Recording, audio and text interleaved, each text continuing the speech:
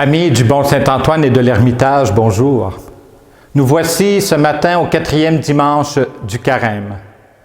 Et dans l'Évangile de Saint Jean qui nous est proposé, proclamé à la messe, nous avons une rencontre entre un homme qui vient de nuit voir Jésus par crainte, Nicodème.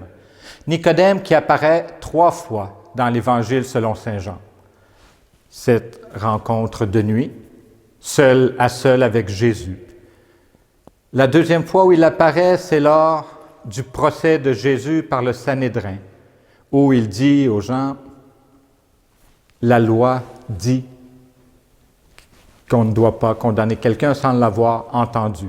Et on lui reproche, on lui pose la question, es-tu galiléen toi aussi? Déjà Nicodème a pris position. Et la 3e fois où il apparaît dans l'Évangile de Saint Jean, c'est à la descente de Jésus de la croix, après sa mort. C'est lui, Nicodème, qui amène les aromates pour l'embaumement du corps. Dans l'Évangile de Saint Jean, il y a donc, pour Nicodème, une progression, un passage de la nuit, des ténèbres, à la lumière.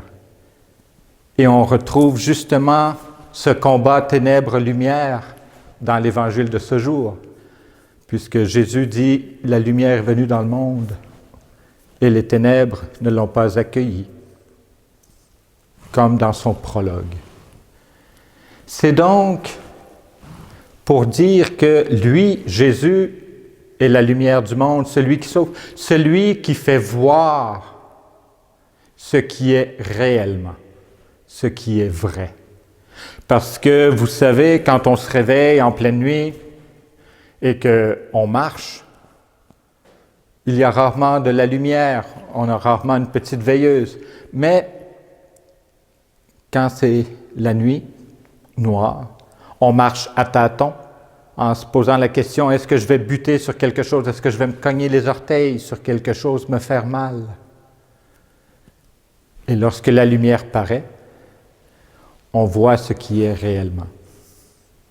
Et c'est une belle chose que la lumière, puisque alors que les ténèbres nous font voir très peu de choses ou dans des demi-teintes sombres, la lumière nous fait voir l'éclat, la beauté, toutes les couleurs du monde, toutes les couleurs de la vie.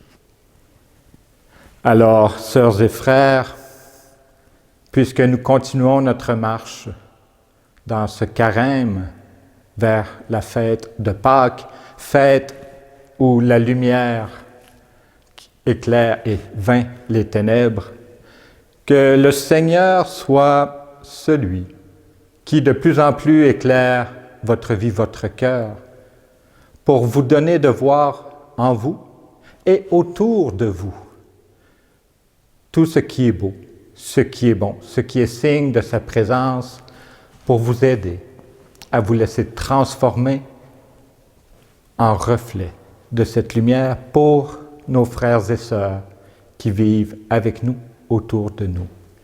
Et qu'en cette suite de notre marche du Carême, eh bien, sœurs et frères, que le Seigneur vous bénisse au nom du Père, du Fils et du Saint-Esprit. Amen. Bon dimanche. Bonne semaine.